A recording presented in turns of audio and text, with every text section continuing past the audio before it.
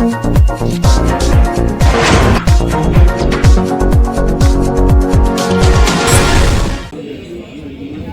Press club के अध्यक्ष मेरे बड़े भाई सुरेंद्र चौहान जी और ऐसे ऐसे व्यक्तित्व के धनी जो जब डांटते भी है तो आदमी हंसता रहता है, उनके मुंह से हमेशा फूल झड़ते हैं, ऐसे ऐसे जावेद भाई, मेरे अनुज मन ही मन मुस्कुराते रहते हैं। जब मुस्कुराते हैं तो लगता है कि कुछ गड़बड़ है, कुछ ठीक करना है। ऐसे ऐसे कुमार योगेश, मेरे भाई अबू बकर जी, शाही जुबैरी साहब को किसी कारण से अभी जाना पड़ा, मनोज जी, और बहुत ही अच्छा लग रहा है देख के जब यहाँ धीरज जी जैसे, श्रवण जी जैसे, पुरुषोत्तम जी जैसे वरिष्ठ लोग भी हैं और अपने युवाओं की भी एक बड़ी तादाद में यहाँ पर इस क्लब के सदस्यों की संख्या है।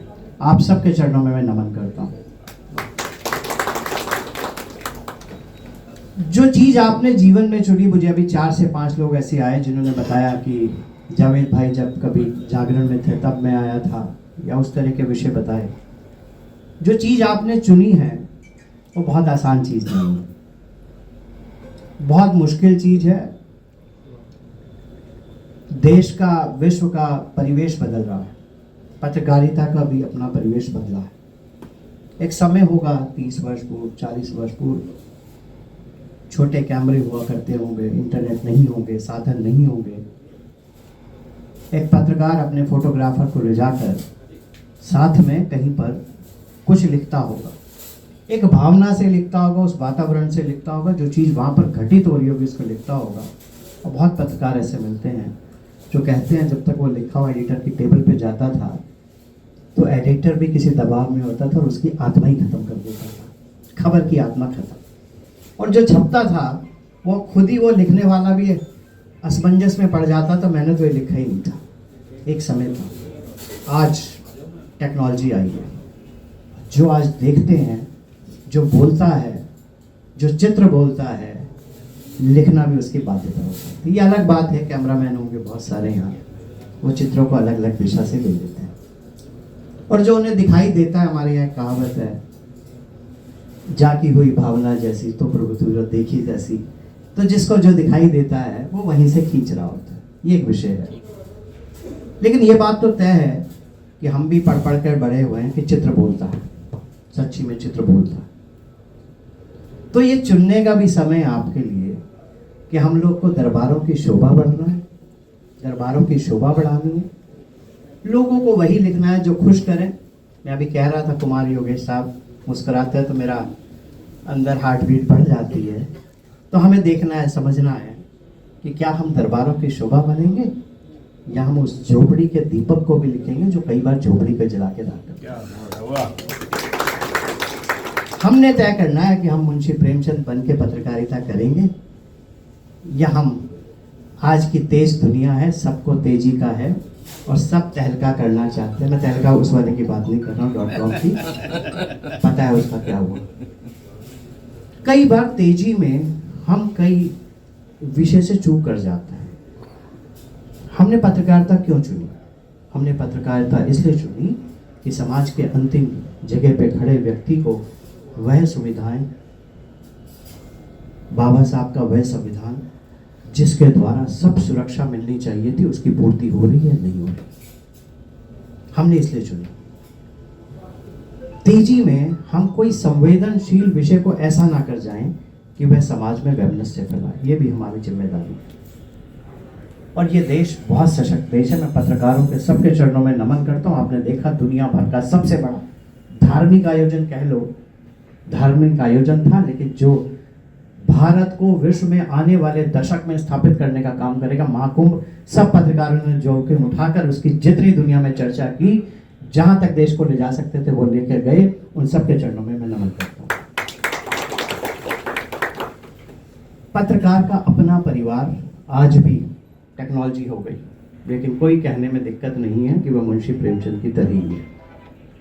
वो अभावों में रहता है, उसको कोई सुविधा प्राप्त नहीं है।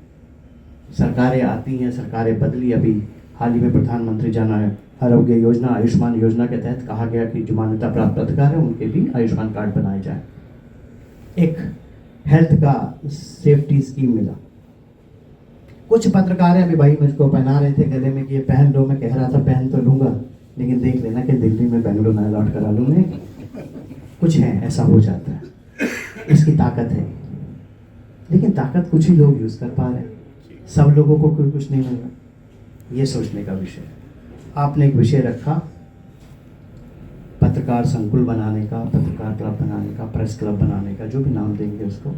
और ये जब मैं जिस दिन जीता था, विजयश्री हासिल हुई थी, आप लोग के सबके आशीर्वाद से मैंने निकलते ही जो पहला वक्तव्य दिया था वो यही दिया था। तो मैं, आप दबाव डालें, आप दबाव ना डालें, आप मांग करें, आप मांग ना करें, मैं उस पर कायम हूँ। ठीक है। बहुत सारी विडंबनाएं होती हैं, विडंबनाएं हुई होंगी तभी तो आज तक यहाँ सहारनपुर ऐसा जिला है जिसमें यशस्वी पद्मश्री कन्हैयालाल मिश्र प्रभाकर जी हुए। सहारनपुर ऐसा जिला है जिसमें अनेकों लोगों ने शहादत दी। सहारनपुर ऐसा जिला है जिसने देश को बहुत सारी सांस्कृतिक और रचनाकारों की संपदा दी। बहुत सारे ऐसे गिनवाने लगूं अभी मैं तो बहुत सारे ऐसे मूर्धन्य, चाहे नवाज देवेंद्री साहब हों, चाहे सुरेश सपन जी रहे हों, बहुत सारे ऐसे कलाकार हैं जिन्होंने लिखा, बहुत विधाओं पे लिखा। तो फिर भी पत्रकार संकुल नहीं है या प्रेस क्लब नहीं है, तो कोई विषय रहे होंगे, उस विषय से पार काटने का प्रयास कर रहे हैं कि कैसे करके एक स्थान मिले जहां मॉडर्न टेक्नोलॉजी के साथ बैठने की व्यवस्था हो, दुनिया के देश विदेश से जुड़ने की व्यवस्था हो, थोड़े संवाद भी हो, आपस में बातचीत भी हो, एक प्याली चाय पे भी चर्चा हो जाए, और जब किसी को प्रेस कॉन्फ्रेंस करना हो तो वहीं पर आके 50 लोगों के साथ प्रेस वार्ता भी कर पाए। इस तरह का मन में विषय है, जो एक चित्र खिंचा हुआ है, कैसे वो जमीन पर उतरेगा, किस रूप में उतरेगा, उसे उतारने के पूरी तरह से हम प्रयासरत हैं। नदी शांत जरूर दिखाई दे रही है, लेकिन है गहरी, ये मान के चलिए। तो पुनः आप सबके चरणों में नमन करता हूँ, बहुत बहुत शुभकामनाएं। अपने इतने अच्छे एक समूह के रूप में 15 विभिन्न क्षेत्रों को समायोजित करते और 20 को समायोजित करने की योजना करते हुए 20 हैं, इसके लिए बहुत बहुत शुभकामनाएं। और सब लोग एकजुट होकर इस देश के लिए काम करेंगे, ऐसा मन में विचार करके। जो ऊंचा नीचा ऊपर नीचे कर रहा होगा उसको जब जरूरत होगी आईना दिखाएंगे। कुछ विषय अभी भाई साहब कह रहे थे, यूट्यूबर, ये सब विषय हैं, ये कोई बहुत बड़े विषय नहीं, मैं इनको बहुत इंपॉर्टेंट नहीं मानता। हर जगह पे अपवाद है, अध्यापक में भी हैं, धर्म गुरुओं में भी हैं, और राजनीतिकों में तो बहुत ज़्यादा हैं।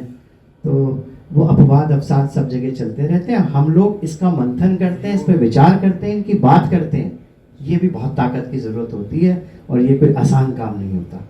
तो हम आपस में विचार करेंगे, बात करेंगे, बाहर वाला हमें क्यों ठीक करेगा, हम अपने आप ठीक होंगे और अपने आप ही बात करेंगे।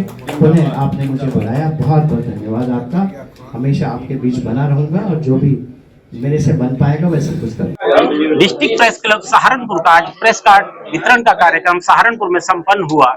सहारनपुर नगर निगम के महापौर डॉक्टर अजय कुमार यहाँ मुख्य अतिथि के रूप में शामिल हुए। क्या लोगों के सहारनपुर की उनसे अपेक्षाएं हैं, क्या उनकी उपलब्धियां हैं, सीधे महापौर डॉक्टर अजय सिंह से बात करते हैं। डॉक्टर साहब, करीब करीब 1.5 साल का कार्यकाल हो गया है। आप किसी भी रूप में नया चुनाव लड़े, हर व्यक्ति आगे बढ़ता है। ऐसी कौन सी उपलब्धियां हैं कि सहारनपुर के लोग बिना वोट मांगे आपको इस बार वोट दें? 1.5 वर्ष का कार्यकाल, मैं इसको मानता हूँ कि ये बहुत एक एडिक्वेट समय होता है कुछ भी कार्य करने के लिए। सहारनपुर जब 1.5 वर्ष पूर्व नगर निगम आया था तो बहुत सारी योजनाओं के तहत कार्य चल रहे थे, जिसके कारण से सहारनपुर की कोई ऐसी सड़क नहीं थी। और पत्रकार बंधु भी बार बार ऐसा लिखते थे कि सहारनपुर में हर जगह खुदा ही खुदा है। तो आज शायद पत्रकार बंधु एक चित्र भी मुझे नहीं दिखा सकते जहां उस तरह के कार्य हो रहे हों। सहारनपुर के जितने भी मुख्य मार्ग हैं लगभग 90% तक सारे के सारे ठीक हुए हैं। हम लोगों ने जो छोटे व्यापारी हैं, रेहड़ी वाले हैं, पत्थर वाले हैं, उनको भी प्रयास किया है 15 के करीब लगभग स्वनिधि बाजारों के द्वारा व्यवस्थित करने का, उनकी आय बढ़े, और अगर कोई साप्ताहिक बाजार थे उनको भी व्यवस्थित करने का कार्य करना है, जो एक तरह का कई दशकों से सहारनपुर के लोगों की मांग रही थी। अभी हमारे नगर निगम क्षेत्र में 140 पोखर हैं जहां पर जल का संचय होना चाहिए।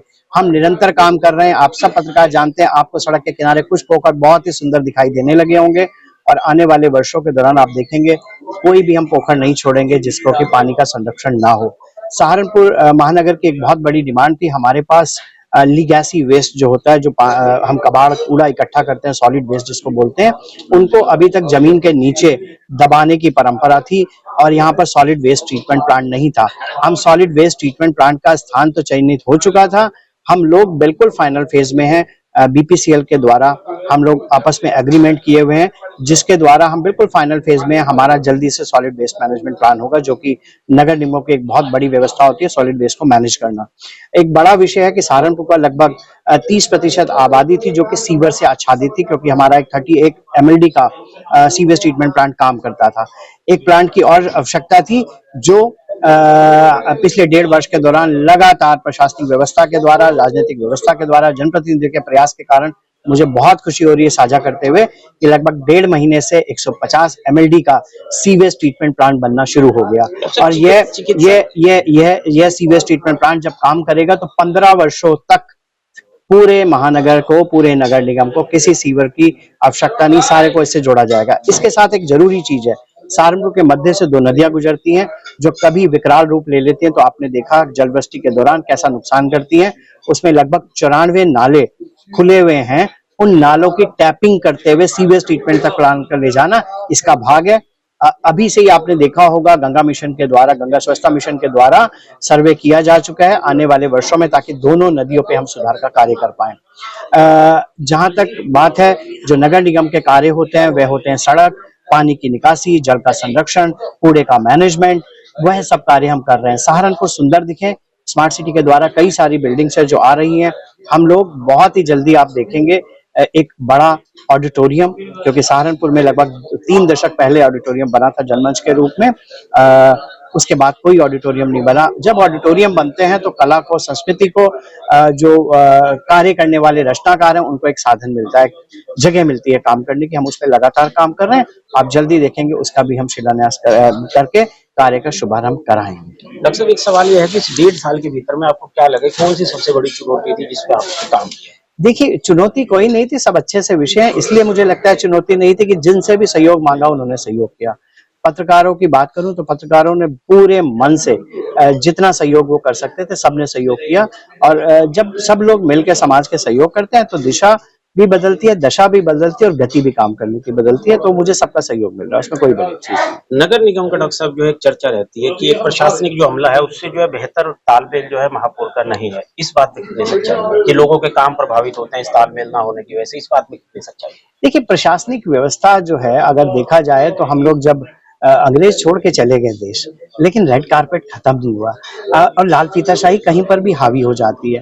तो जो आप ऐसे मान के मानिए, जो प्रशासनिक व्यवस्था वो मेहमान है इस नगर में, ये नगर मेरा है, ये नगर आपका है, ये नगर हम सबका है, तो ये उनका नहीं है। वो तो आए हैं, आज मेहमान है, कल अपना सामान पैक करेंगे चले जाएंगे। तो कई बार उनमें शिथिलता रहती है, वो काम को जन अपेक्षाओं के अनुरूप, उनकी भावनाओं के अनुरूप नहीं करते या नहीं कर पाते हैं। बस इसी को लेके कुछ छोटी छोटी बातें होती हैं जिसको पार पाना हर जनप्रतिनिधि का कर्तव्य है, उसको पार पाएंगे और पार पा रहे हैं तभी तो ये सब कार्य हो पा रहे हैं, वरना कैसे होते कार्य। तो सामंजस्य की कोई कमी नहीं है, सब लोग सामंजस्य से काम करते हैं। ये जरूर बात है, कई बार जन अपेक्षाओं, जन भावनाओं के अनुरूप काम की जो गति जो परिलक्षित होनी चाहिए, देखिए काम होना चाहिए, काम दिखना भी चाहिए, परसीवेबल चेंज होना चाहिए, यानी लोगों को दिखे तो ऐसे भी चेंज होनी चाहिए। आपको कुछ सड़कों पे तो चेंज थोड़े थोड़े दिखाई देने लगे होंगे, मैं कोई बहुत दम्भ में नहीं हूँ, लेकिन चेंज दिखाई देने लगे होंगे आपको। जब आप ना देखे कहीं ना कहीं घुमा रहे हैं, डॉक्टर साहब एक और सवाल है कि लास्ट समाज का जो आखिरी तबका है जो मंगल बाजार में जाकर के लोग सामान बेचते हैं, उन लोगों को कोई बहुत बड़ी बिल्डिंग नहीं खड़ी करनी है, बहुत बड़े एम्पायर नहीं खड़े करने हैं, वो लोग लगातार समस्या उठाते रहे जब से उन्हें नेहरू मार्केट या जुबली बाग से शिफ्ट करके दूसरे स्थान पर ले। मैंने खुद देखा है कि अब कई लोग जो है मंगलवार को अम्बाला रोड तक पर आकर के अपनी फड़ी लगा रहे हैं, जो बहुत संवेदनशील जगह है, दुर्घटना की भी वहां संभावना है। कोई लाइन ऑफ एक्शन ऐसा है कि लोगों की समस्या, ऐसा एक तालमेल बनाकर कि उन लोगों की आजीविका भी चलती रहे। देखिए, जो साप्ताहिक बाजार हैं पूरे देश भर में लगते हैं, अगर हम साप्ताहिक बाजारों का इतिहास और साप्ताहिक बाजारों के बारे में समझें तो कई ऐसे साप्ताहिक बाजार हैं जो कि अनेक शहरों में, चाहे सूरत में देख लें आप, चाहे और शहरों में देख लें, सूरत तो विकसित नगर निकाय की दृष्टि से बहुत विकसित शहर है, आप जानते होंगे, तो देख लें उनकी अपनी एक व्यवस्था होती है।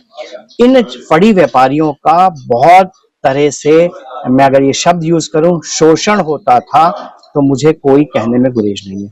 यह शोषण प्रशासनिक व्यवस्था से होता था, शोषण शासन की व्यवस्था से होता था, शोषण पुलिस की तरफ से होता था, शोषण राजनीतिकों की तरफ से होता था, शोषण उन दुकानदारों से भी होता था जिनके सामने वो फड़ी लगाए हुए थे, और ये अपमान सहते थे।